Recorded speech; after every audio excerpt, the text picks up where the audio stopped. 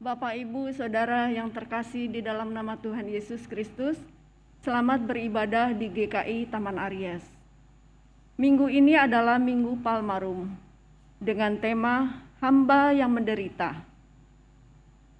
Firman Tuhan dilayankan oleh Pendeta Emeritus Sugiarto Sutanto. Warta selengkapnya, mari kita simak video berikut ini.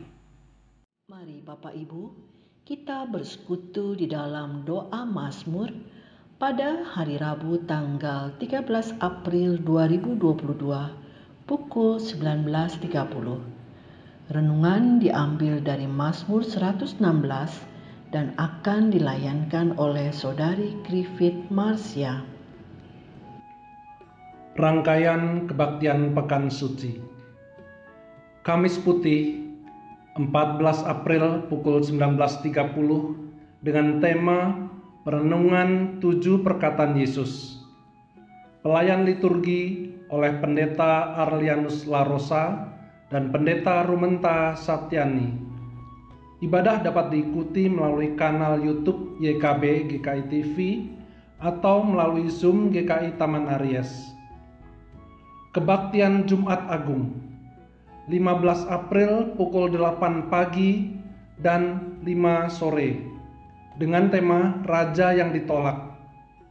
Pelayan firman oleh Pendeta Rinto Tampu Bolon. Jemaat juga diundang untuk mengikuti perjamuan kudus bersama. Dalam Sabtu Sunyi, kita akan saling menguatkan melalui sapaan doa. 16 April pukul 8 pagi dilayani oleh Pendeta Hizkia Anugrah Gunawan. Saudara dapat mengirimkan permohonan doa melalui WhatsApp ke Pendeta Rinto Tampu Bolon atau Pendeta Hizkia atau melalui chat live YouTube selama doa berlangsung. Mari rayakan kebangkitan Kristus dalam kebaktian Minggu Paskah 17 April pukul 8 pagi dan 5 sore. Dengan tema Berani Hidup Karena Yesus Hidup. Firman Tuhan dilayankan oleh Pendeta Cordelia Gunawan dari BPMSW GKI Sinode Wilayah Jawa Barat. Mari kita siapkan hati memasuki pekan suci. Tuhan memberkati. Halo Mama, Papa, Oma, Opa, orang tua murid sekolah minggu GKI Taman Aries. Kami Komisi Anak mengundang anak-anak sekolah minggu untuk beribadah bersama dan merayakan Paskah sekolah minggu pada tanggal 17 April 2022 pukul 10 pagi. Acara ini diadakan secara live melalui Zoom. Kita akan merayakan bersama kebangkitan Tuhan Yesus. Pastinya acara ini seru ya. Jangan lupa ya Mama, Papa, Oma, Opa untuk ajak anak-anak atau cucu-cucunya bersama merayakan Paskah di Zoom Paskah Sekolah Minggu. Aku berani karena Yesus hidup. Sampai jumpa, Tuhan Yesus memberkati. Puasa berarti menutupi mulut, yang artinya tidak makan dan atau tidak minum. Dalam pengertian rohani artinya tindakan merendahkan diri di hadapan Allah. Puasa memiliki 3 makna di dalam Alkitab, yaitu penyesalan, pertumbuhan, dan peneguhan. Puasa bisa membuat kita belajar menyadari kelemahan diri kita, merasakan belas kasih Kristus, bertumbuh dalam hal-hal baik, dan memenuhi panggilan Allah. Puasa yang benar akan memberikan kekuatan, perubahan, dan peneguhan dalam diri umat yang melakukan puasa. Untuk itu, kami mengajak saudara kekasih Tuhan untuk menjalani aksi Paskah dalam bentuk pantang dan puasa. Aksi ini akan dilakukan pada hari Senin sampai Sabtu di minggu yang akan berjalan, yaitu pada jam 9 pagi hingga jam 6 sore. Jemaat bisa memilih untuk puasa makan pada waktu yang ditentukan, atau pantang sesuatu yang disukai, seperti media sosial, makan daging, atau sesuai dengan komitmen jemaat.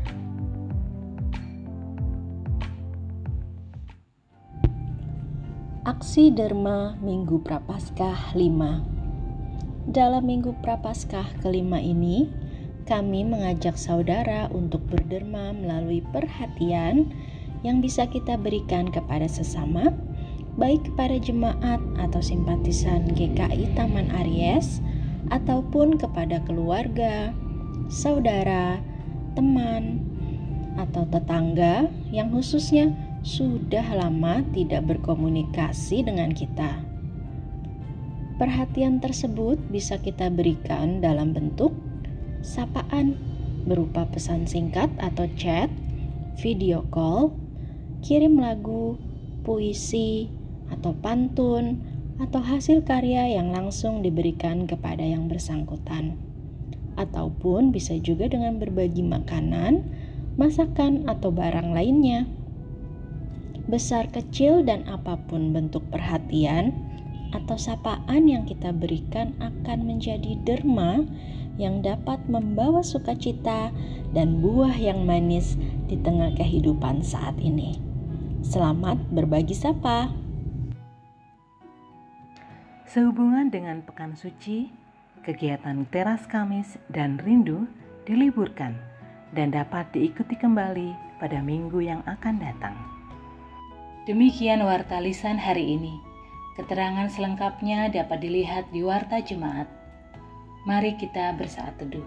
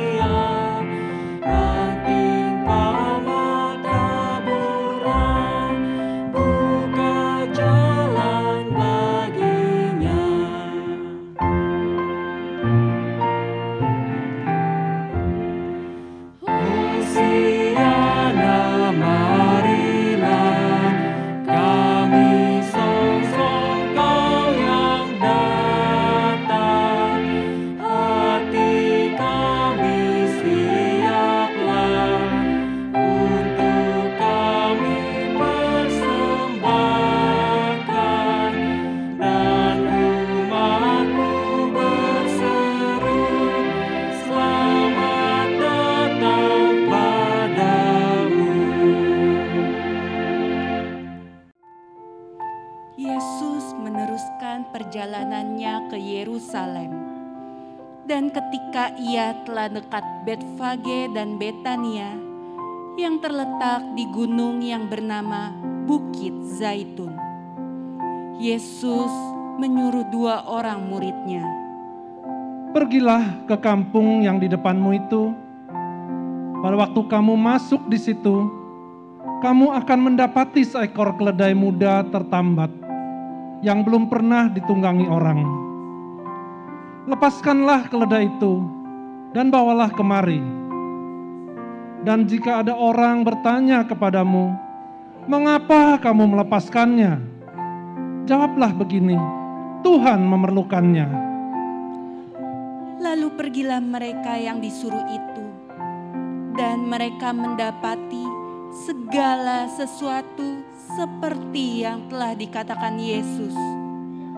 Mereka membawa keledai itu kepada Yesus, lalu mengalasinya dengan pakaian mereka dan menolong Yesus naik ke atasnya. Dan sementara Yesus mengendarai keledai itu, mereka menghamparkan pakaiannya di jalan. Ketika ketika ia dekat Yerusalem, mulailah semua murid yang mengiringi dia bergembira dan memuji Allah dengan suara nyaring dan berseru, Hosana, diberkatilah dia yang datang sebagai Raja. Hosana, diberkatilah dia yang datang dalam nama Tuhan.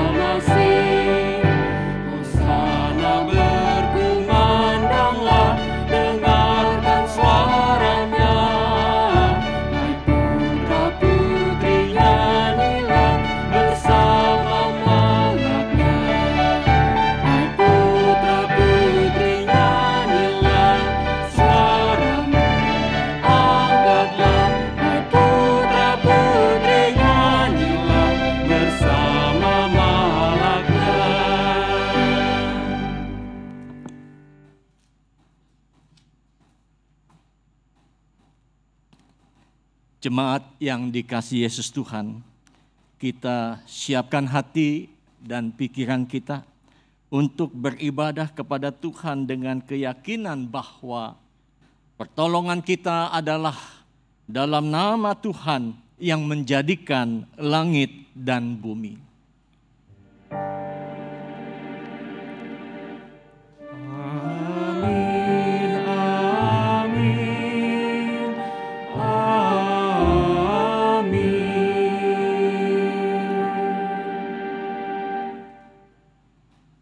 Diberkatilah dia yang datang dalam nama Tuhan.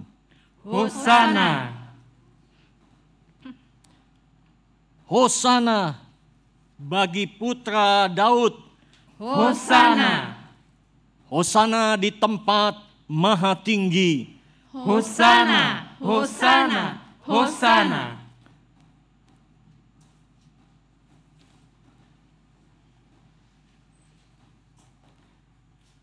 Hari ini kita merayakan Minggu Pamarum Sengsara yang menjadi peringatan akan peristiwa Yesus memasuki kota Yerusalem untuk menghadapi jalan sengsaranya. Untuk mengenang peristiwa itu, mari kita berseru. sebab Ia baik, bahwasanya untuk selama-lamanya kasih setianya. Biarlah Israel berkata, bahwasanya untuk selama-lamanya kasih setianya. Ya Tuhan, berilah kiranya keselamatan. Ya Tuhan, berilah kiranya kemujuran.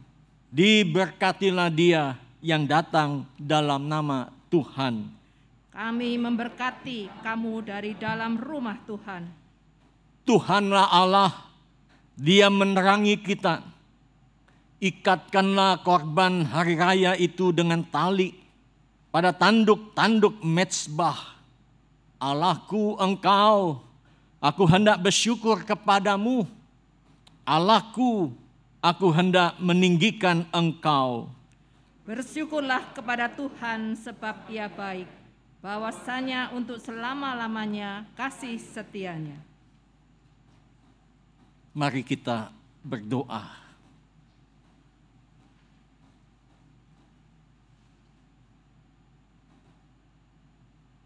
Kami sungguh bersyukur kepadamu ya Allah.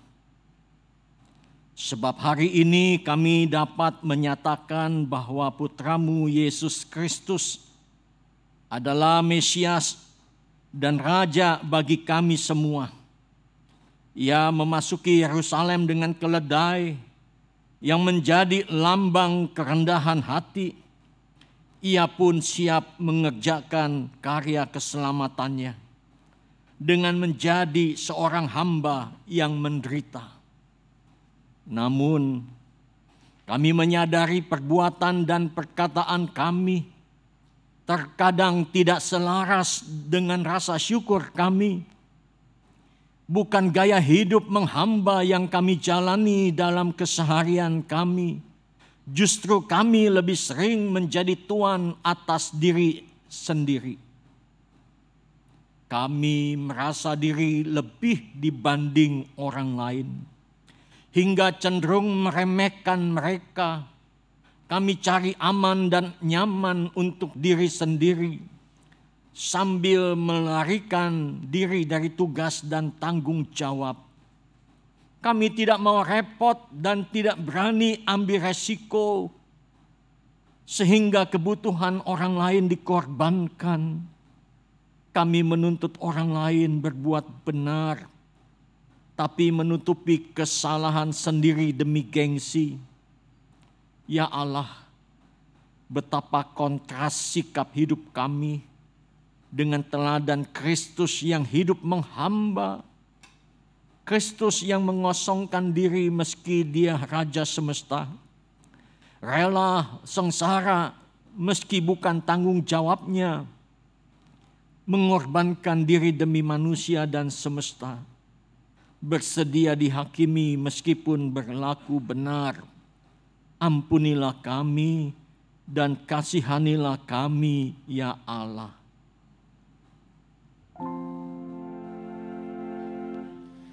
Tuhan kasihani, Kristus kasihani, Tuhan kasihani kami.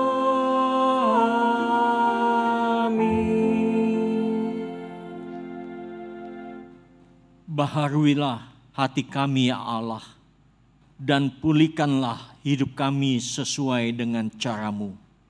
Amin.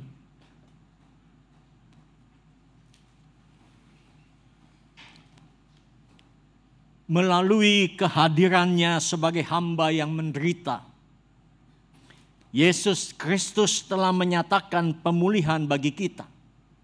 Itu dicatat dalam Roma 6 ayat 22.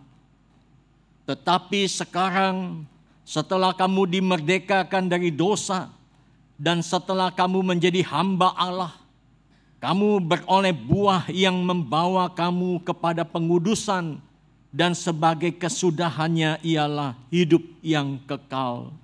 Di dalam Kristus engkau telah diampuni. Di dalam Kristus engkau pun telah diampuni. Damai Kristus bagimu. Damai Kristus bagimu juga.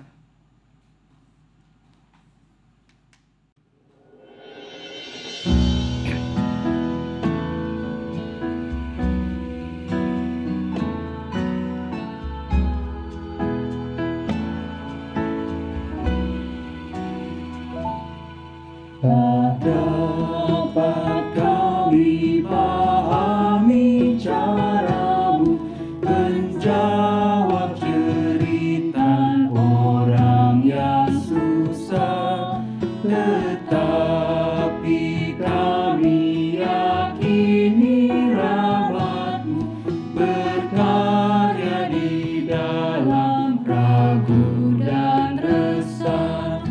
Tangan-Mu yang luka disalib meraih, merangkul, serta memulihkan, membuat orang yang mati asanya kembali bangkitlah bersama-Mu.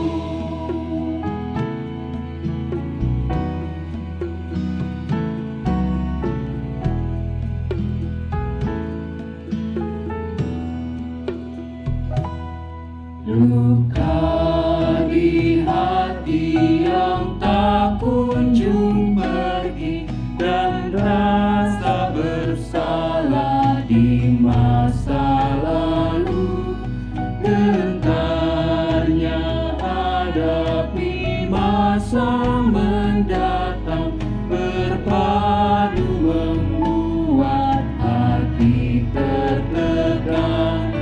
Tetapi kasih-Mu nyatalah memberi pemulihan yang tak terbayangkan. Lenyaplah gaduh yang hantui diri, kami pun berani melangkah lagi.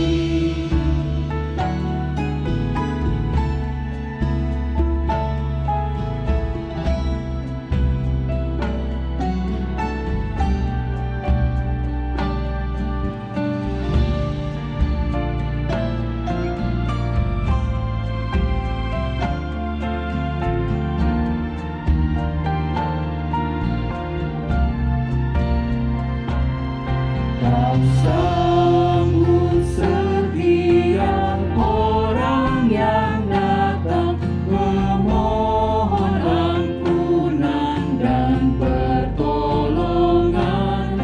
Tangan-Mu Sang Juru Selamat dunia, berkarya di dalam sentuhan teman. Lawatlah umat-Mu ya Tuhan, baik jiwa dan raga, pulihkan segera. Lepaskan damai yang dihimpit duka, sehingga yang gundah merasa lega.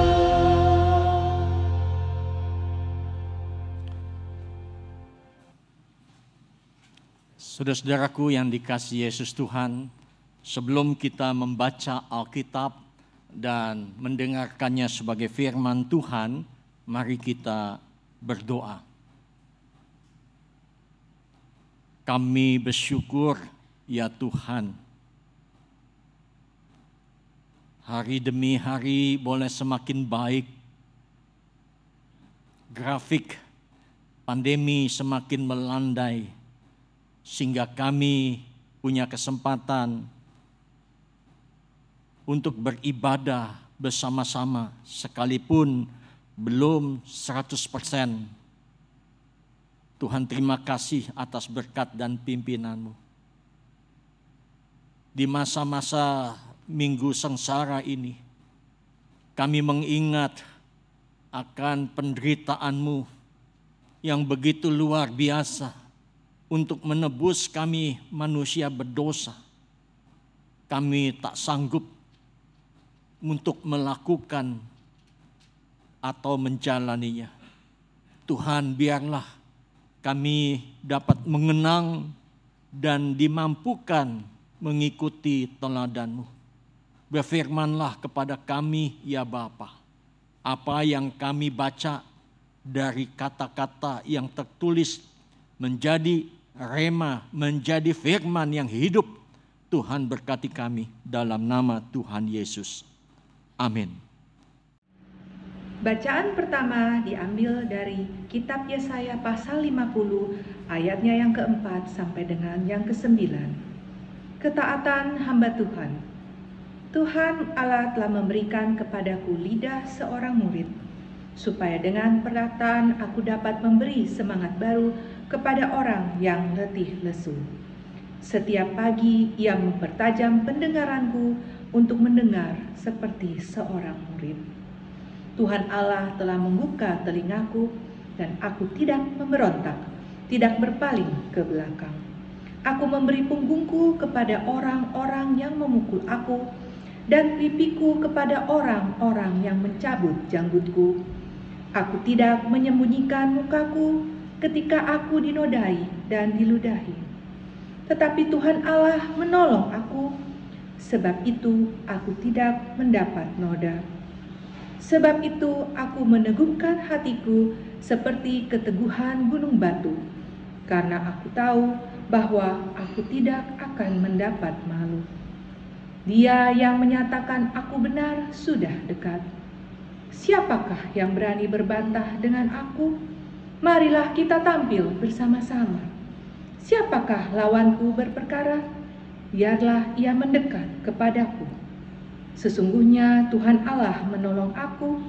Siapakah yang berani menyatakan aku bersalah? Sesungguhnya mereka semua akan memburuk seperti pakaian yang sudah usang. Ngengat akan memakan mereka.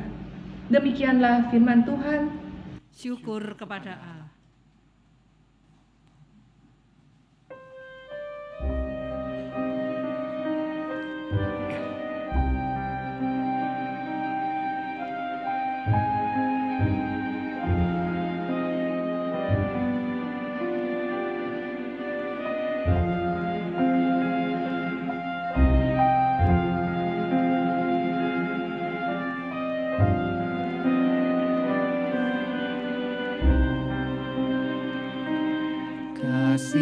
Kasihani aku ya Tuhan, sebab ku rasa sesat.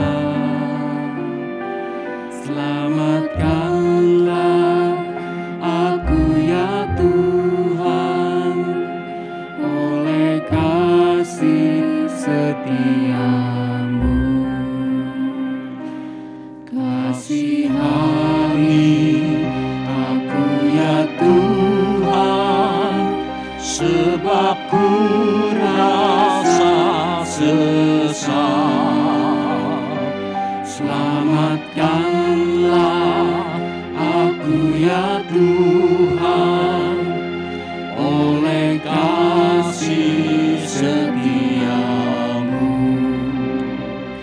Padamu Tuhan aku berlindung, jangan sekali-kali ku mendapat malu. Luputkan aku sebab keadilan-Mu, ya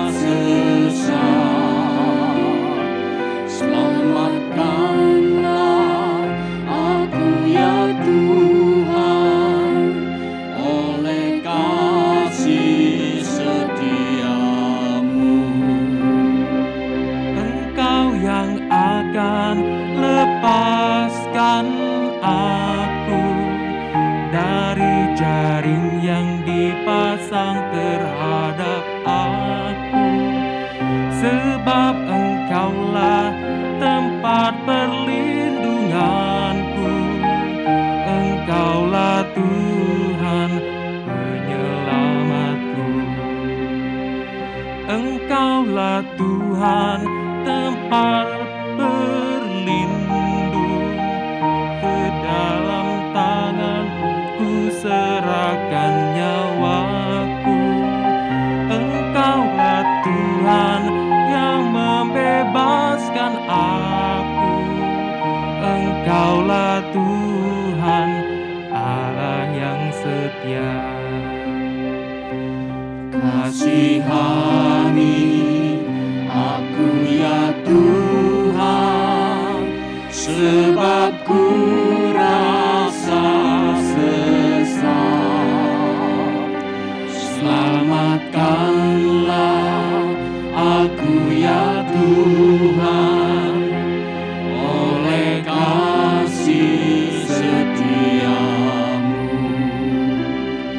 Buat wajahku pun bercahaya atas hamba-Mu ya Tuhan penyelamatku.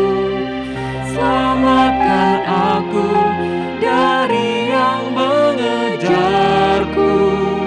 Selamatkan oleh kasih setiamu. Kasihani aku ya Tuhan, sebab ku rasa sesat. Selamatkanlah aku ya Tuhan, oleh kasih setiamu.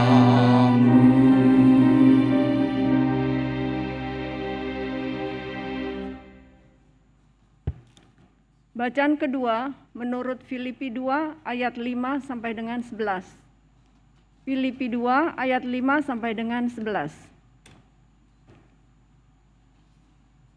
Hendaklah kamu dalam hidupmu bersama menaruh pikiran dan perasaan yang terdapat juga dalam Kristus Yesus, yang walaupun dalam rupa Allah tidak menganggap kesetaraan dengan Allah itu sebagai milik yang harus dipertahankan, melainkan telah mengosongkan dirinya sendiri dan mengambil rupa seorang hamba, dan menjadi sama dengan manusia, dan dalam keadaan sebagai manusia, ia telah merendahkan dirinya dan taat sampai mati, bahkan sampai mati di kayu salib.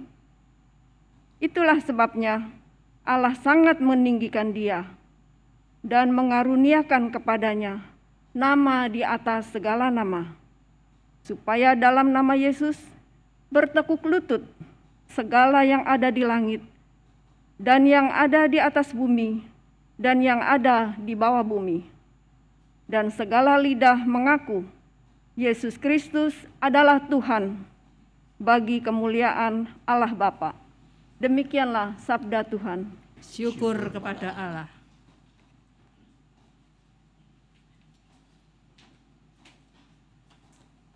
Bacaan Injil diambil dari kitab Lukas 22 ayat 14 sampai 20, kemudian 39 sampai 45, pasal 23 ayat 35 sampai 43. Saya bacakan Lukas 22 ayat 14 sampai dengan ayat 20 yang berbunyi demikian. Lembaga Alkitab Indonesia memberikan judul penetapan perjamuan malam. Ketika tiba saatnya Yesus duduk makan bersama-sama dengan rasul-rasulnya, katanya kepada mereka, "Aku sangat rindu makan Paskah ini bersama-sama dengan kamu sebelum aku menderita. Sebab aku berkata kepadamu, aku tidak akan memakannya lagi sampai ia beroleh kegenapannya dalam kerajaan Allah. Kemudian ia mengambil sebuah cawan, mengucap syukur, lalu berkata, "Ambillah ini dan bagikanlah di antara kamu. Sebab aku berkata kepada kamu, mulai dari sekarang ini aku tidak akan minum lagi hasil pokok anggur sampai kerajaan Allah telah datang." Lalu ia mengambil roti, mengucap syukur, memecahkannya dan memberikannya kepada mereka, katanya, "Inilah tubuhku yang diserahkan bagi kamu.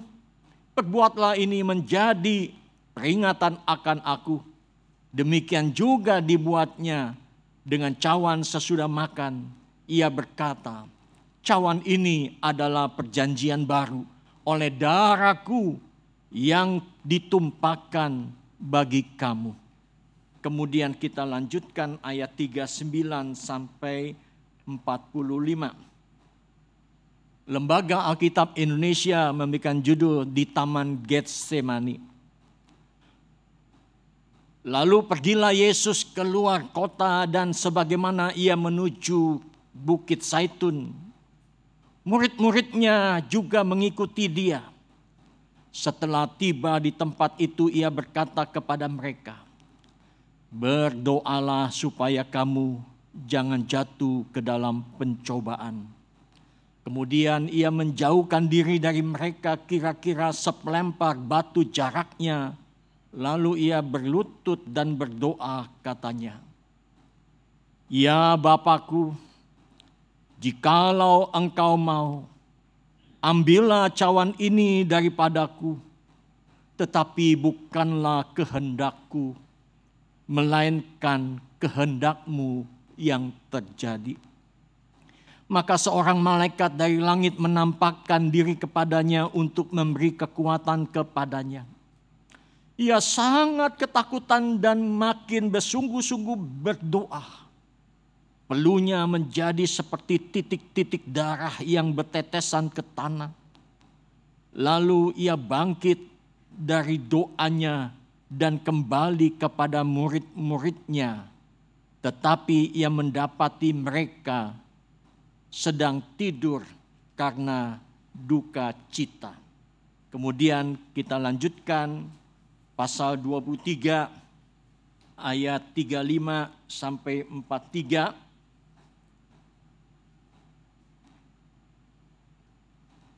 Lembaga Alkitab Indonesia memberikan judul "Yesus disalibkan". Orang banyak berdiri di situ dan melihat semuanya. Pemimpin-pemimpin mengejek dia. Katanya, "Orang lain ia selamatkan, biarlah sekarang ia menyelamatkan dirinya sendiri. Jika ia adalah Mesias, orang yang dipilih Allah." Juga prajurit-prajurit mengolok-olokkan dia. Mereka mengunjukkan anggur asam kepadanya dan berkata, "Jika engkau raja orang Yahudi, selamatkanlah dirimu." Ada juga tulisan di atas kepalanya, "Inilah raja orang Yahudi." Seorang dari penjahat yang digantung itu menghujat dia, katanya, "Bukankah engkau adalah Kristus? Selamatkanlah dirimu dan kami." Tetapi yang seorang menegur dia, katanya, "Tidakkah engkau takut juga tidak kepada Allah, sedang engkau menerima hukuman yang sama? Kita memang selayaknya dihukum, sebab kita menerima balasan yang setimpal dengan perbuatan kita. Tetapi orang ini tidak berbuat sesuatu yang salah." Lalu ia berkata, "Yesus, ingatlah akan aku apabila engkau datang sebagai raja."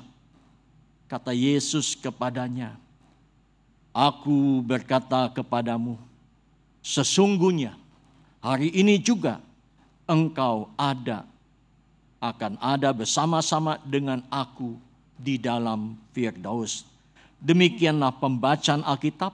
Berbahagialah kita yang mendengar memelihara, serta melakukannya dalam hidup sehari-hari. Amin.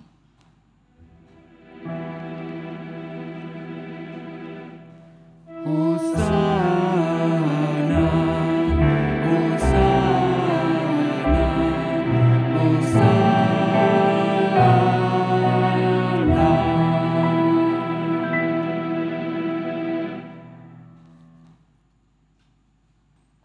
Jemaat yang dikasihi Yesus Tuhan, kita bersyukur pada saat ini kita akan mengikuti ibadah dengan tema hamba yang menderita. Ya, saudara-saudara, saya sengaja mencatat tujuan dari tema ini. Kalau saya dalami tujuan tema ini, maka ini bersifat dogmatis, saudara, dan apologetis. Apa itu bahasanya? Yaitu yang sifatnya pengajaran dan sedikit saya tambahkan tentang pembelaan sebagaimana apa yang dikatakan oleh Alkitab, bukan orang lain katakan. Nah, saudara-saudaraku yang dikasihi Yesus Tuhan, ya, di sini kita melihat bahwa apa yang Bapak Ibu tafsirkan dari gambar ini atau gambar ini berbicara apa terhadap Bapak Ibu. Mungkin penatua bantu mic-nya, ada yang mau kasih komentar, 1 orang atau 2 silakan saja. Maksimum 2. Ya, jangan lama-lama supaya kita. Apa yang Bapak Ibu tafsirkan dari gambar ini, ya, atau gambar ini berbicara apa kepada Bapak Ibu? Ayo, jangan malu-malu, gratis. Silakan. Oh ya, saya kasih tahu Bapak Ibu, saya buka masker karena saya di booster sudah. Kemarin tim sudah antigen, jadi jangan takut. Ya, silakan Bapak Ibu. Gambar ini menurut Bapak Ibu apa? Kasih mic supaya jelas. Pak Anto Pak Sigit di sebelah sini. Yang di tengah dulu, baru nanti Pak Sigit. Silakan. Jalan yang lurus. Oh, Ibu Ninik ya. Jalan yang lurus, terus apa lagi? Memang jalannya lurus, Bu. Apa? Tafsirannya apa? Oh ya Pak, silakan Pak. Jalan yang lurus tanpa ada rintangan, hidup jalan yang lurus tanpa ada rintangan. Padahal kenyataan tidak seperti itu. Kenyataan itu tafsiran nih Pak ya. Oke, Pak Sigit. Ya, terakhir. Ya, jalannya masih jauh sekali rasanya dan kita tidak tahu ujungnya seperti apa. Oke, nggak tahu isi ujungnya apa. Nah Bapak Ibu, ini adalah jalan yang lurus. Kalau lurus itu enak enggak? Enak. Jalan yang lurus adalah nyaman. Kita pergi kalau misalnya saat lebaran, kalau lebaran jangan keluar kota. Di dalam Jakarta enak, lancar, betul? Nah ini Bapak Ibu, ini yang saya maksudkan bahwa apa yang kita dapatkan dari gambar ini berbicara apa atau apa yang kita inginkan. Semua orang ingin jalan yang enak, jalan yang lurus, jalan yang tanpa liku-liku, jalan yang mendapatkan kenyamanan. Ya. Tapi Bapak Ibu hati-hati. Ya, hati-hati. Nah, itu dari Bapak tadi yang di tengah. Jalan yang lurus itu bukan sesuatu yang enak, ini tafsiran. Ada jalan yang disangka lurus tetapi ujungnya menuju maut. Ini kata Alkitab loh, bukan kata saya. Orang pengen jalan yang lurus, jalan yang nyaman, jalan yang nikmat. Tetapi tidak tahu bahwa jalan itu ujungnya seperti apa yang Pak Sigit katakan tadi. Oke, ini sebagai pendahuluan kita untuk memahami hamba yang menderita. Nah, Bapak Ibu, itu tidak salah Apa yang Bapak Ibu katakan dan kita atau saya katakan tidak salah. Karena memang kita punya kecenderungan yaitu bahwa manusia melakukan sesuatu bahkan diulang-ulang kalau itu mendatangkan apa? Kita melakukan sesuatu bahkan diulang-ulang kalau itu mendatangkan apa? Keuntungan, kalau ada cuan, betul? Kalau ada kenikmatan, kalau ada sesuatu yang mendatangkan kedamaian. Tetapi sebaliknya Bapak Ibu, kita tidak melakukan atau menghindar atau menolak sesuatu yang mendatangkan penderitaan, yang mendatangkan kesengsaraan, yang mendatangkan sesuatu yang merugikan diri kita. Betul. Nah, ini harus kita pegang. Nah, sekali lagi saya tanya, Bapak Ibu mau pilih yang mana? Poin 1 atau 2? Mau pilih poin 1 atau 2? 1. Itu masih waras. Itu masih normal. Itu kita semua. Betul. Enggak salah. Enggak salah. Ya. Tetapi Bapak Ibu, kita lihat di sini bahwa Yesus memilih bukan jalan yang nyaman, bukan jalan yang lurus, bukan jalan yang nikmat, tetapi Yesus memilih jalan salib. Wah, ini ya, luar biasa. Nanti kita akan dalami bahwa Yesus memilih jalan yang ditempuh oleh Yesus adalah jalan salib. Ya. Puncak salib itu adalah puncak dari kemanusiaan Yesus dan di situ sekaligus kemesiasan Yesus yang nampak. Jadi ada dua sisi yang kita lihat salib itu. Satu, berakhirnya kemanusiaan Yesus, munculnya kemesiasan Yesus. Nah, Bapak Ibu, Yesus berkata, Eli, Eli, lama sabatani. Allahku, Allahku, mengapa engkau tinggalkan aku? Itu bahasa kita. Ya, ini adalah satu teriakan yang luar biasa sebagai manusia. Eli, Eli, lama sabatani. Sekarang kita masuk apa yang dimaksud dengan Yesus tentang Eli, Eli, lama sabatani. Bapak Ibu, disinilah puncak berakhirnya kemanusiaan Yesus. Pada waktu Yesus di dalam pelayanannya, Yesus selalu mengatakan jangan beritahu tentang Mesias, siapa dirinya tentang Mesias. Selalu Yesus katakan itu ketika dia habis melakukan mujizat. Yesus berkata jangan beritahukan tentang kemesiasan dia. Karena belum waktunya. Inilah salib itu sebagai puncak dari kemanusiaan Yesus.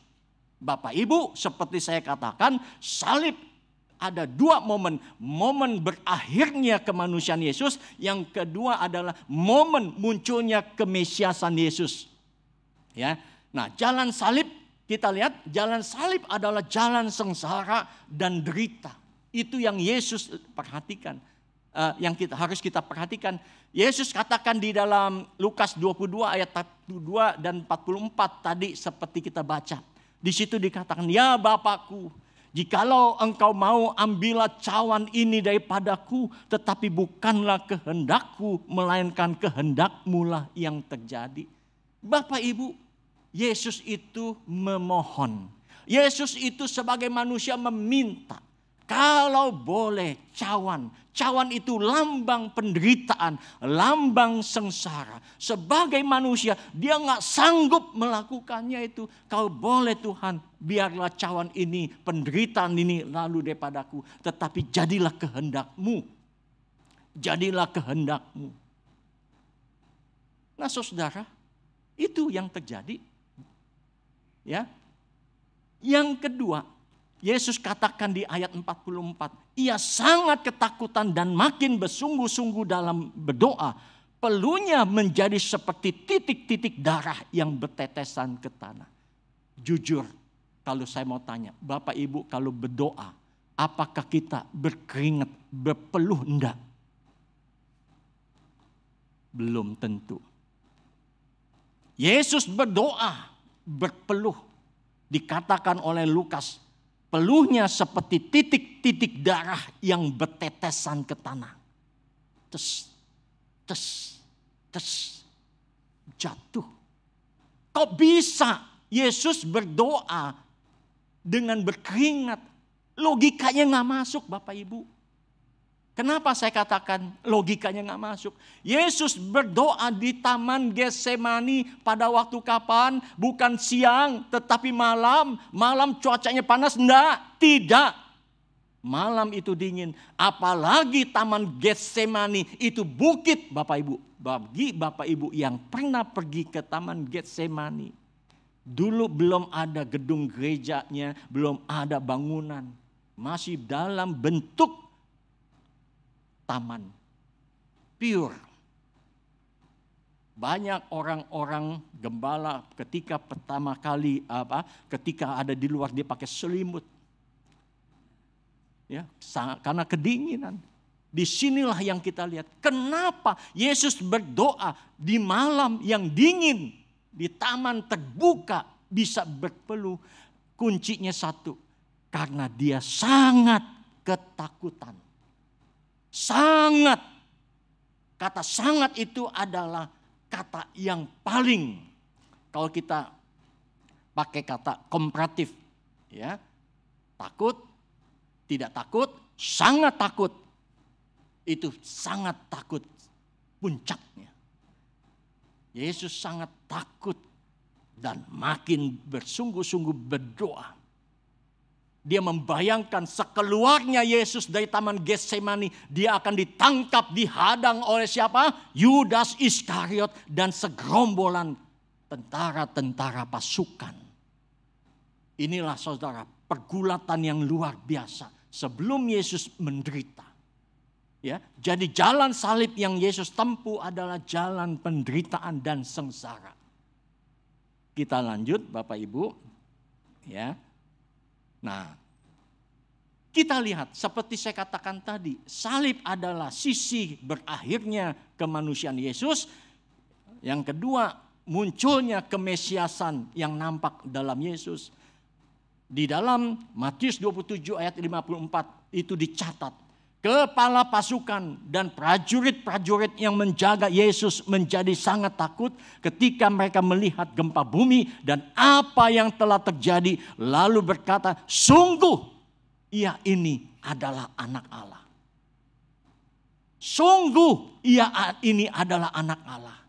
Ini mengingatkan kita, mengingatkan saya ketika Yesus dibaptis. Ya, di dalam Matius 3 ayat 17, maka di situ setelah Yesus dibaptis muncullah burung merpati, Roh Allah. Maka di situ dikatakan, inilah dia, anakku yang aku kasihi, kepadanya lah aku berkenan. Ya, saudara, anak Allah. Bukan berarti Allah beranak, tidak. Allah tidak beranak. Nah, saudara, itu hanyalah sebuah sebutan. Siapa yang mengatakan bahwa Yesus adalah anak Allah? Bukan murid Yesus, bukan pengikut Yesus, bukan sahabat-sahabat Yesus, bukan orang yang dekat dengan Yesus, tetapi kepala pasukan dan prajurit-prajurit. Siapa itu kepala pasukan dan prajurit-prajurit? Adalah orang yang menangkap Yesus, orang yang menghujat Yesus, orang yang menusuk lambung Yesus, orang yang meludahi Yesus, orang yang mengenyek Yesus, orang yang memecut Yesus. Itulah kepala pasukan dan prajurit. Tetapi orang yang membenci Yesus mengakui akhirnya sungguh ia ini adalah anak Allah. Kisah Rasul 2 ayat 36. Yesus yang kamu salibkan itu adalah Kristus dan Tuhan. Petrus berkata kepada orang-orang Yahudi. Filipi 2 ayat 9 dan 11. Inilah kemuliaan. Di dalam nama Yesus segala lutut bertekuk dan memuji Tuhan yang tadi kita baca. Ya Bapak Ibu, inilah kemesiasan Yesus. Dua sisi yang kita lihat. Selanjutnya Bapak Ibu, nah mengapa Yesus menderita? Nabi Yesaya sudah mengingatkan yang tadi kita telah dengarkan oleh Ibu Olivia membacanya oleh Ibu Olivia, Yesaya 50, saudara. Nah, di sini kita lihat juga pasal 52 ayat 13 sampai pasal 53 ayat 12. Itu satu nubuatan. Kapan Nabi Yesaya hidup? Nabi Yesaya hidup 7 abad atau 700 sebelum Masehi. Itu dinubuatkan bahwa hamba yang menderita. Matius itu menggambarkan bagaimana Yesus mengingatkan 3 kali tentang dirinya yang menderita. Filipi 2 ayat 6 sampai 8 menjelaskan walaupun dalam rupa Allah ia tidak menganggap kesetaraannya dengan Allah tetapi menjadi hamba, ingin merasakan penderitaan sebagai manusia. Itu jelas, firman Tuhan jelas. Ya. Nah, Bapak Ibu, saya ingin mengajak saudara untuk melihat kitab Ibrani pasal 4 ayat 15 ya. Kan kita bilang bahwa Yesus itu manusia. Kalau Yesus manusia, kita juga manusia kan adalah manusia yang berdosa. Kalau begitu Yesus manusia adalah orang yang berdosa juga dong? Enggak. Coba kita lihat. Saya ingin membuktikan. Ibrani pasal 4 ayatnya yang ke-15. Sebab imam besar yang kita punya bukanlah imam besar yang tidak dapat turut merasakan kelemahan kita. Sebaliknya sama dengan kita. Ya, jadi imam besar itu turut merasakan penderitaan dengan kita. Sebaliknya, ia merasakan itu sama dengan kita. Ia dicobai hanya tidak berbuat dosa. Hanya tidak berbuat dosa.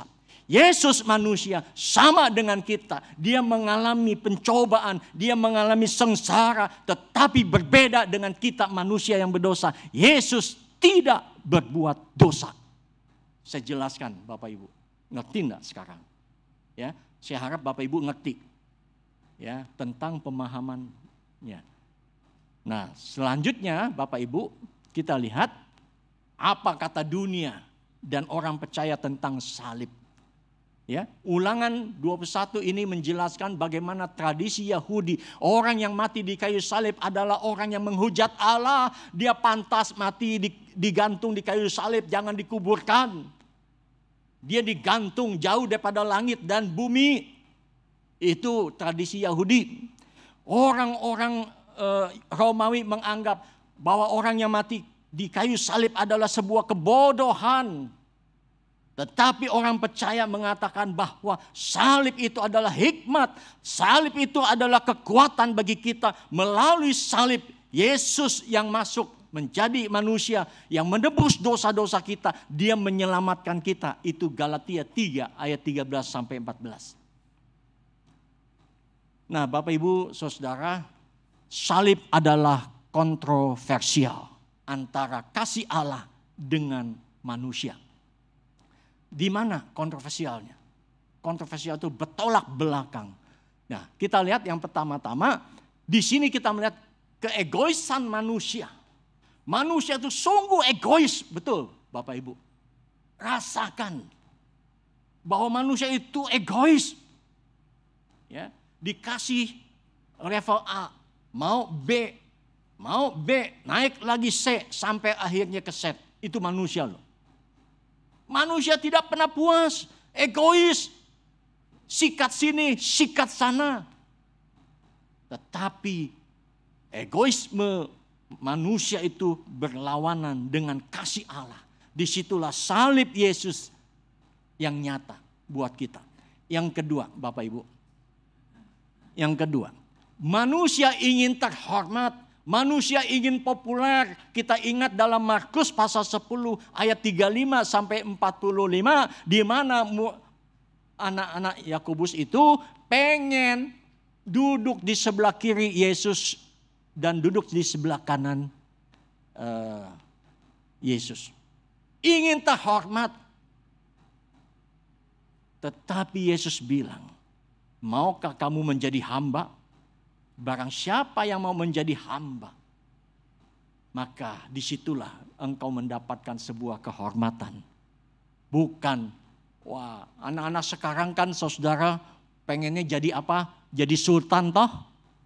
Mobil Jaguar, mobil apa, di foto-foto, pengen terhormat, terpandang, begitu kan anak-anak muda. Saya sangat ingatkan anak-anak muda, jangan terjebak oleh hal-hal seperti itu. Saya tidak tertarik dengan kekayaan seperti itu, tetapi saya ingin menikmati apa yang ada. Banyak orang yang menawarkan bisnis, bekerja sama dengan saya. Saya bilang, saya sudah pensiun, saya sudah emeritus, saya nggak punya niat. Saya kalah dengan anak-anak muda.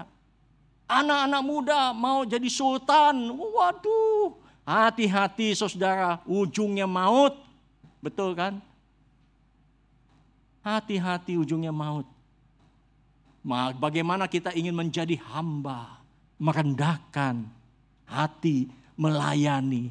Layanilah orang tua, layanilah sesama kita yang tidak mampu, yang tidak punya apa-apa. Itu saudara yang lebih mulia.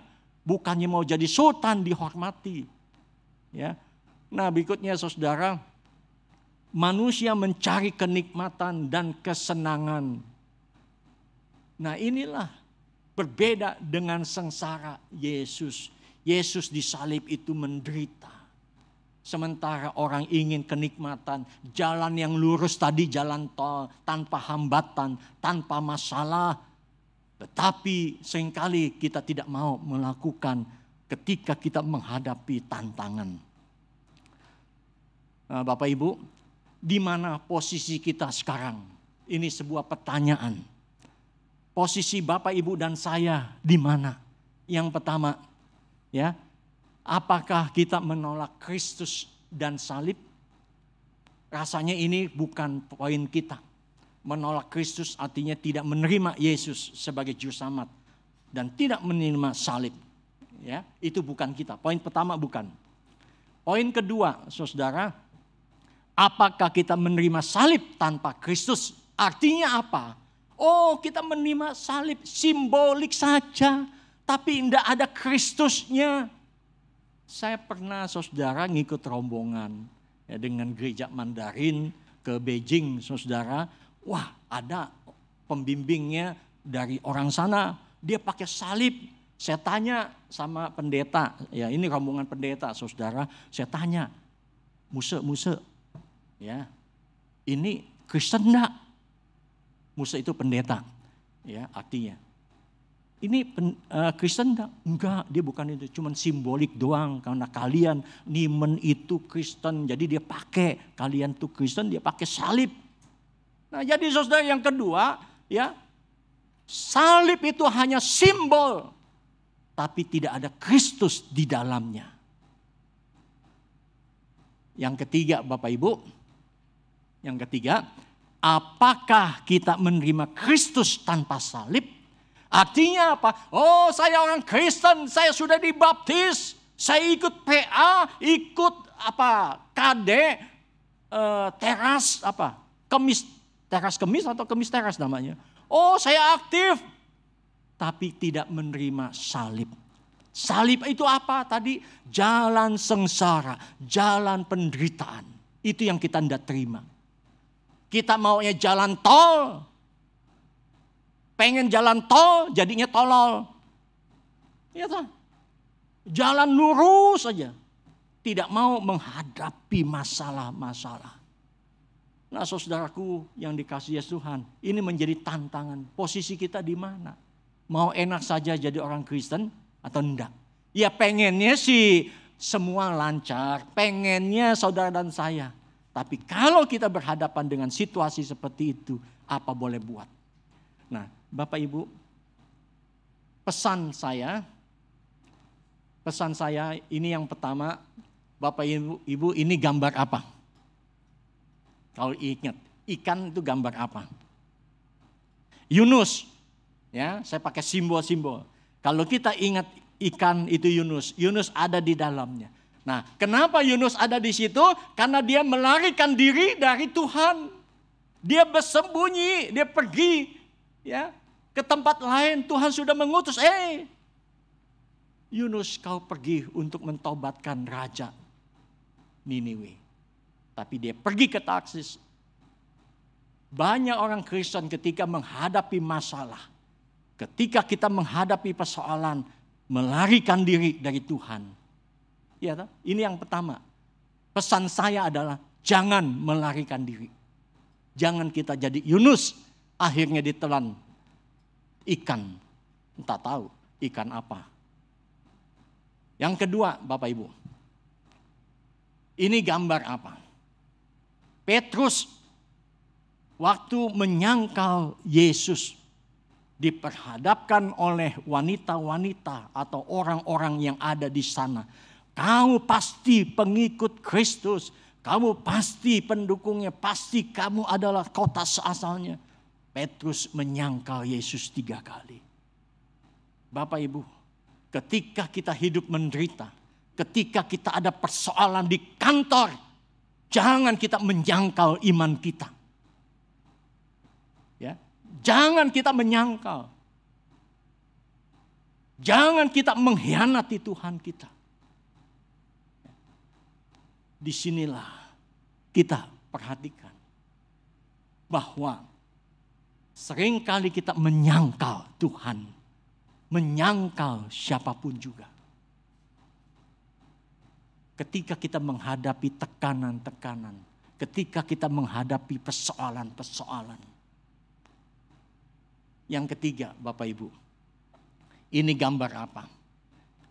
Yudas sedang menerima uang 30 keping perak.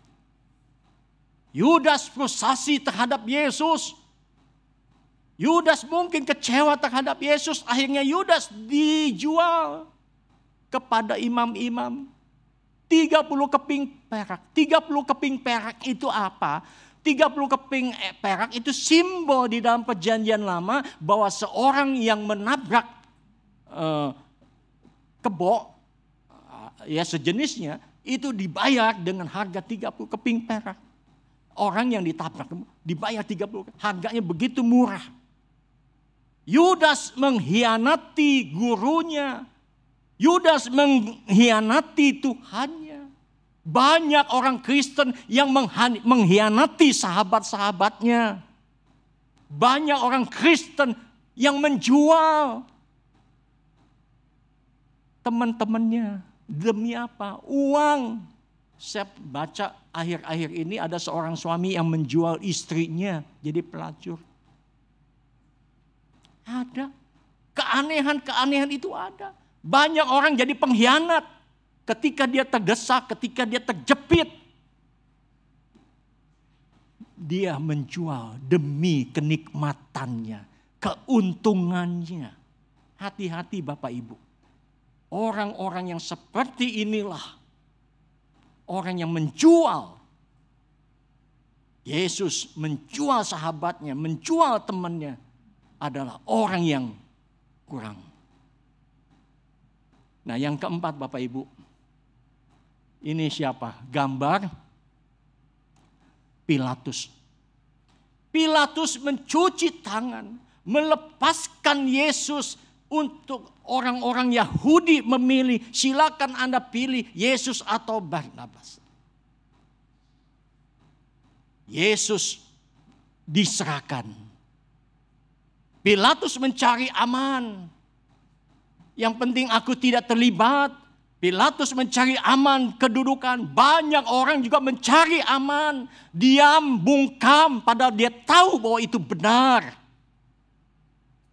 Betul. Ya. Dia tahu bahwa itu benar tetapi bungkam. Dia mencuci tangan, takut kedudukannya, jabatannya.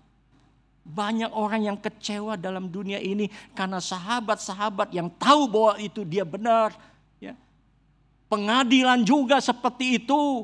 Saudara-saudara kita yang ada di sana. Saya cuma membayangkan kalau seandainya kita diposisikan seperti itu, betapa kecewanya, betapa sakitnya. Tetapi di sini saudara kita lihat, belajar mengikut Yesus. Belajar mengikut Yesus.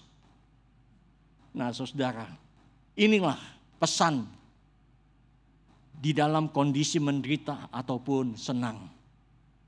Nah saudara, kita saksikan sebuah tayangan tentang kesaksian orang Kristen di India mengikut Yesus.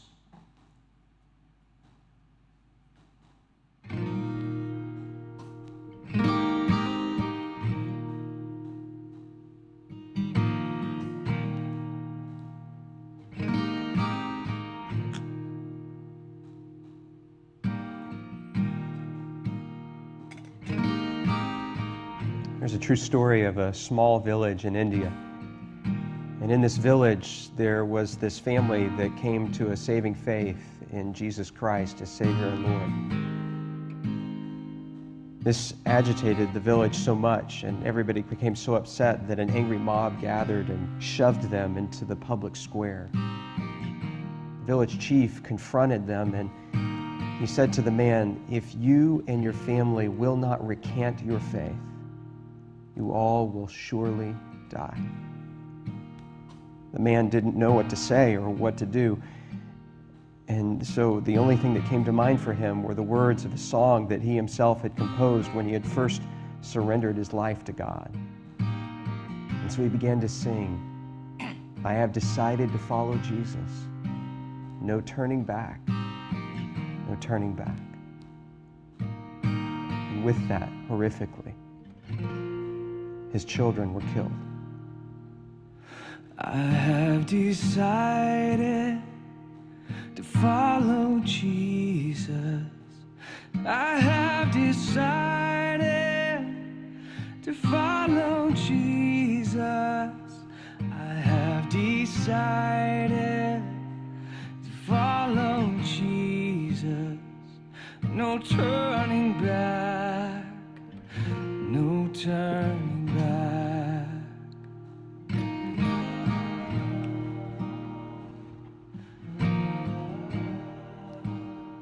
He was given another chance, this time with his wife's life on the line.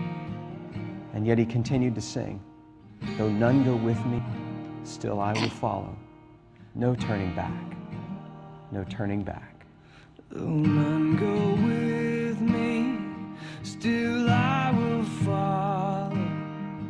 Though none go with me, still I will follow. Though none go with me, still I will follow. No turning back, no turning back. After her tragic death, he was given one final opportunity, this time to save himself. And yet he continued to sing. Cross before me, the world behind me. The cross before me, the world behind me. The cross before me, the world behind me. No turning back, no turning back.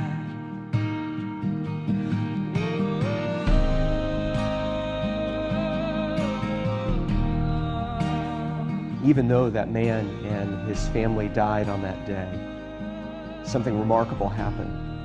A seed was planted in the heart of that village chief, a seed that began to grow over time, and eventually he called the community together in that very same neighborhood, in that very same square, and he renounced his former faith and declared his allegiance to Jesus Christ. And a celebration broke out in that moment, and the gospel began to flourish and to grow in that community, not just in that village, but across the whole region, because they had seen real faith, and they knew the true character of God because of a family that believed and sacrificed, even under the penalty of death. No turning back. Bapak Ibu,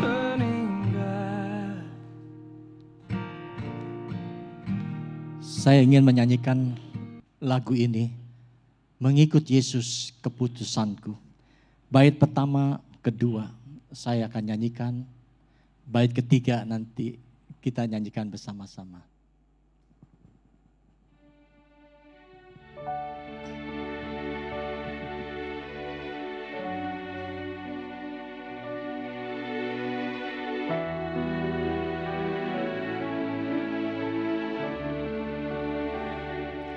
Mengikut Yesus keputusanku, mengikut Yesus keputusanku, mengikut Yesus keputusanku,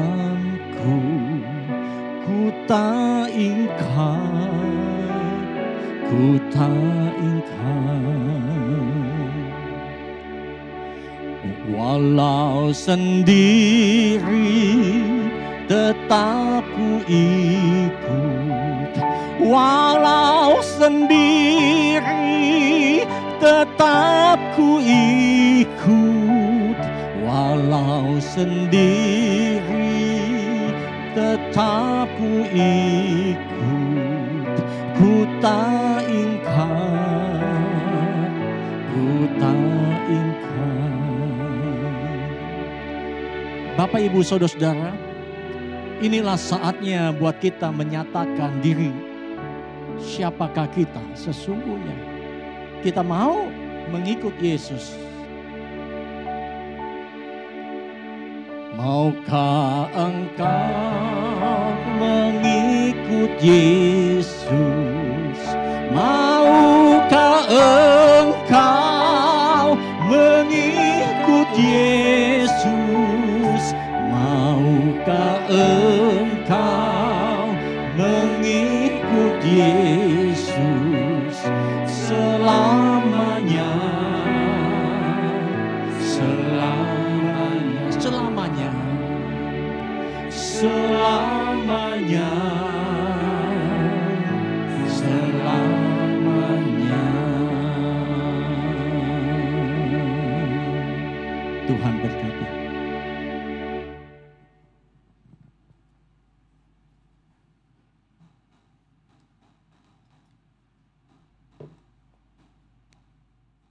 Marilah kita bersama dengan umat Allah di masa lalu, masa kini, dan masa depan, mengingat janji baptisan kita dengan mengikrarkan pengakuan iman rasuli. Aku percaya kepada Allah, Bapa yang Maha Kuasa, Khalik langit dan bumi, dan kepada Yesus Kristus, Anak yang tunggal Tuhan kita, yang dikandung dari Roh Kudus, lahir dari anak darah Maria, yang menderita sengsara di bawah pemerintahan Pontius Pilatus, disalibkan, mati dan dikuburkan, turun ke dalam kerajaan maut. Pada hari yang ketiga, bangkit pula dari antara orang mati, naik surga, duduk di sebelah kanan Allah, Bapa yang Maha Kuasa. Dan dari sana ia akan datang untuk menghakimi orang yang hidup dan yang mati. Aku percaya pada Roh Kudus, gereja yang kudus dan am, persekutuan orang kudus, pengampunan dosa, kebangkitan orang mati, dan hidup yang kekal. Amin. Silakan duduk.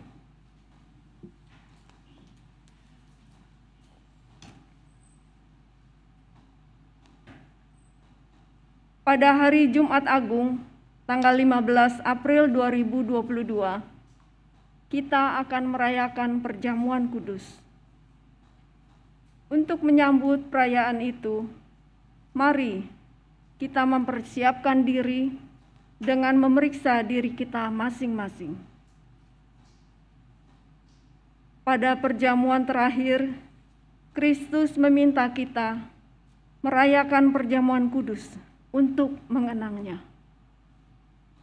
Mengenang Kristus berarti mengalami kehadirannya dalam hidup sesehari dan menyadari bahwa Kristus telah berkorban demi keselamatan kita.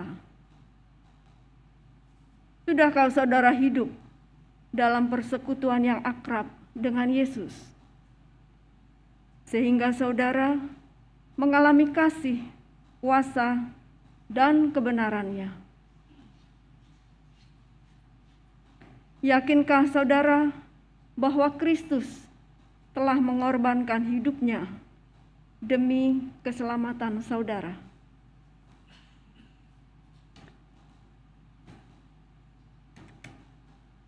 Pada perjamuan terakhir, Kristus memecah roti dan mengangkat cawan, lalu membagikannya pada murid-muridnya. Ketika menerima roti dan air anggur, simbol tubuh dan darah Yesus, kita dipersatukan dengan Kristus. Yesus menjadi kepala, sedang kita adalah tubuhnya. Sudahkah saudara menjadikan Yesus sebagai kepala, pemimpin saudara dalam hidup pribadi, berkeluarga, bergereja, dan bermasyarakat? Sudahkah saudara hidup dalam kasih dengan saudara seiman yang adalah sesama anggota tubuh Kristus?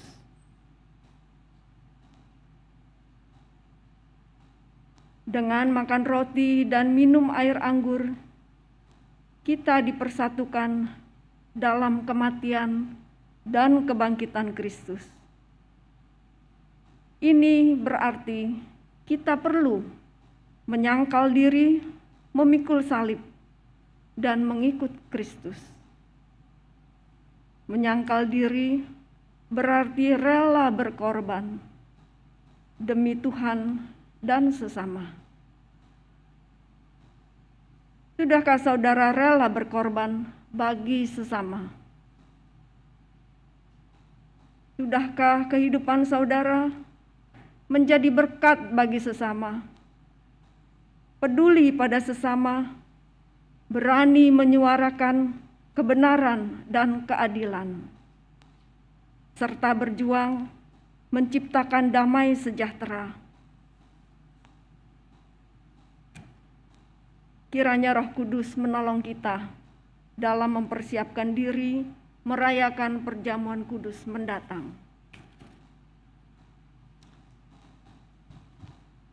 Bapak Ibu, kita memasuki doa syafaat.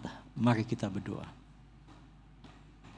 Ya Tuhan, kami datang dalam syafaat ini. Kami berdoa untuk jemaat-Mu yang hadir di sini maupun yang lewat YouTube ataupun Zoom. Tuhan berkati mereka, kesehatannya, pergumulannya di tengah keluarga. Tuhan berkati hubungan relasi suami istri, orang tua dengan anak, mertua dan menantu, saudara dengan saudara, sehingga rumah tangga kami betul-betul bahagia. Tuhan, hidup kami tidak lepas dari bentuk sengsara dan penderitaan. Biarlah kami punya komitmen, integritas bersama-sama, berani menghadapinya. Ya Bapa, kami berdoa untuk anak-anak yang sedang studi, kuliah, ataupun mereka yang mencari pekerjaan. Bagi mereka yang bagi mereka yang belum mendapatkan pasangan hidup, biarlah Tuhan mempertemukan pasangan hidup yang terbaik baginya, yang sesuai dengan kehendak Tuhan dan juga bagi keluarganya. Ya Bapa Surgawi, kami berdoa untuk gereja-Mu, GKI Taman Aries, bersama para penatua, Pendeta Rinto, Pendeta Hizkia. Tuhan berkati di dalam pelayanannya. Kami berdoa ya Bapa untuk saudara-saudara kami yang ada di sana yang sedang berperang, kiranya Tuhan menolong, biarlah masing-masing menyadari segala kelemahannya. Tidak banyak korban manusia yang lebih jauh. Tuhan berkati. Ya Bapa, kiranya pemimpin Rusia dan Ukraina menyadari semua keadaannya. Kami juga berdoa ya Bapa untuk bangsa dan negara kami. Presiden Jokowi dan segenap para stafnya dan juga pihak lembaga keadilan yang menegakkan, yang memegang keadilan. Biarlah betul-betul mereka melakukannya bukan pilih tebang ataupun melakukan sesuatu yang salah. Tuhan, banyak anak-Mu yang menderita. Biarlah mereka berhadapan dengan Tuhan bila melakukan yang keliru. Kami berdoa juga pihak kepolisian yang menegakkan hukum, yang memegang hukum. Tuhan, berikanlah hikmat buat mereka. Kami berdoa untuk anggota DPR dan juga TNI yang boleh Tuhan pakai melakukan tugas-tugasnya. Tuhan, kami juga berdoa kesehatan buat Presiden Jokowi di dalam pemerintahannya. Biarlah kami semua melakukan yang terbaik. Tuhan berkati semua rancangan dan rencana yang terbaik buat bangsa Indonesia. Walaupun ada pihak-pihak yang tidak suka karena kepentingannya terganggu, biarlah mereka menyadari akan konsekuensinya. Tuhan sebagai pembela anak-anak-Mu yang benar. Terima kasih Bapa. Kami juga berdoa untuk semuanya yang terlibat dalam pelayanan. Tuhan berkati. Dalam nama Tuhan Yesus kami berdoa dan mengucap syukur. Amin. Hanya rasa syukur yang dapat kita ungkapkan atas pemulihan hidup yang telah Kristus tunjukkan melalui jalan penderitaannya. Mazmur 96 ayat 2 dan 8 menyatakan, menyanyilah bagi Tuhan, pujilah namanya, kabarkanlah keselamatan yang daripadanya dari hari ke hari. Berilah kepada Tuhan kemuliaan namanya, bawalah persembahan dan masuklah ke pelatarannya. Persembahan dapat dikirimkan ke rekening GKI Taman Aries atas nama GKI Sinode Wilayah Jawa Barat atau dengan scan QRIS seperti yang tertera di layar. Bagi Bapak Ibu yang saat ini berada di gedung gereja, scan QRIS-nya tertera di depan kursi masing-masing. Terima kasih.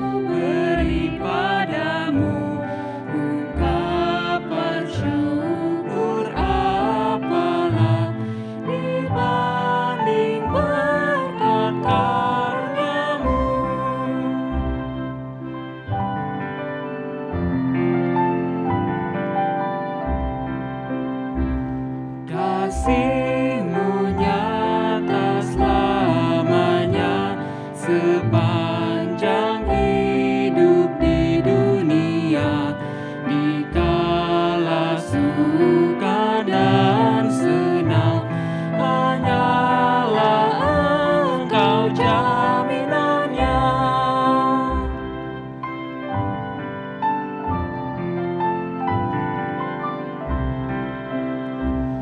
Pujian hormat terimalah, ya Tuhan sumber segala berkat di tiap waktu dan tempat. Naiklah syukur kepadamu. Mari kita berdoa. Terpujilah Engkau ya Allah, sumber segala karunia. Melalui jalan penderitaan Kristus, Engkau menyatakan pemulihan hidup bagi kami. Ya Tuhan, hanya inilah yang dapat kami beri sebagai ungkapan syukur atas segala karya-Mu.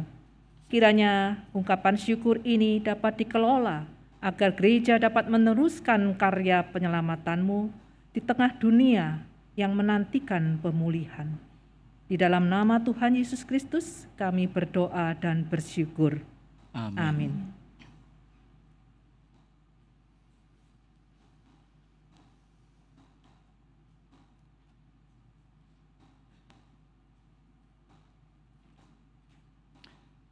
Teladanilah Kristus yang rela menjadi hamba dan menempuh jalan penderitaan untuk menyatakan karya pemulihan bagi dunia.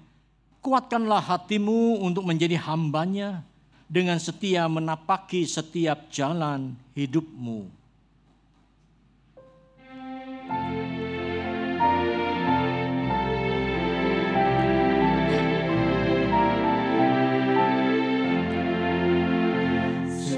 Setiakan diriku padamu Tuhanku, dan siapkan hatiku mengiringmu terus.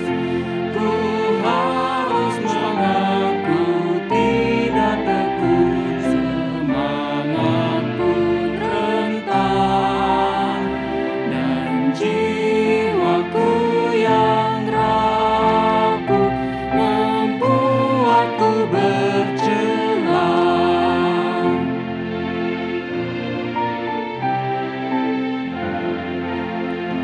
Kau panggil aku Tuhan, ku datang padamu dengan rendah hatiku, ku terima tugasku. Kobarkan semangat di hatiku, kuatkan imanku, dan tuntun aku Tuhan, arahkanlah niatku.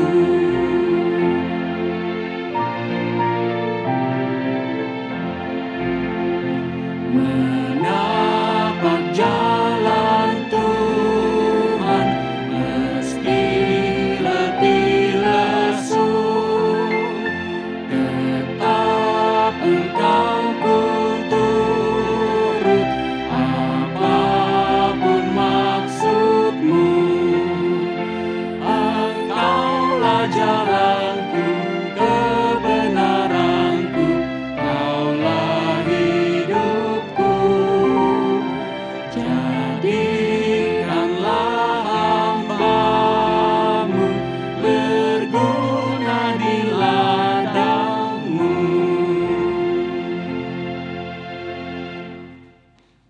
Arahkanlah hatimu kepada Tuhan.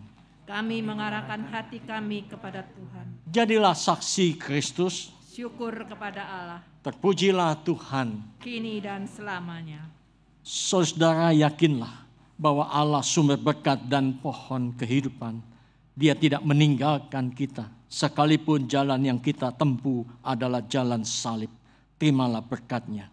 Kiranya Allah Bapa melalui kasih dan rahmat-Nya, teladan Kristus yang menjadi seorang hamba, dan Roh Kudus yang mengorbankan keberanian hidup, menyertai, menjaga, dan memberkatimu di tiap jalan yang engkau lalui, baik jalan yang nyaman maupun jalan penderitaan, sekarang sampai selama-lamanya.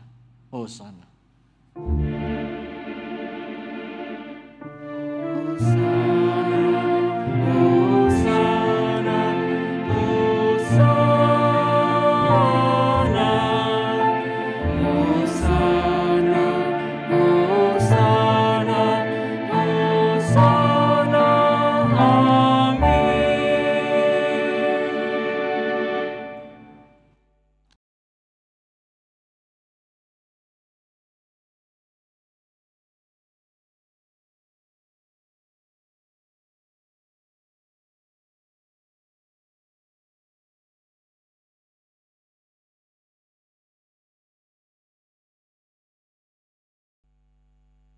Jemaat yang terkasih, kebaktian telah selesai. Terima kasih telah mengikuti kebaktian live streaming. Hari ini kiranya menjadi berkat bagi kita semua.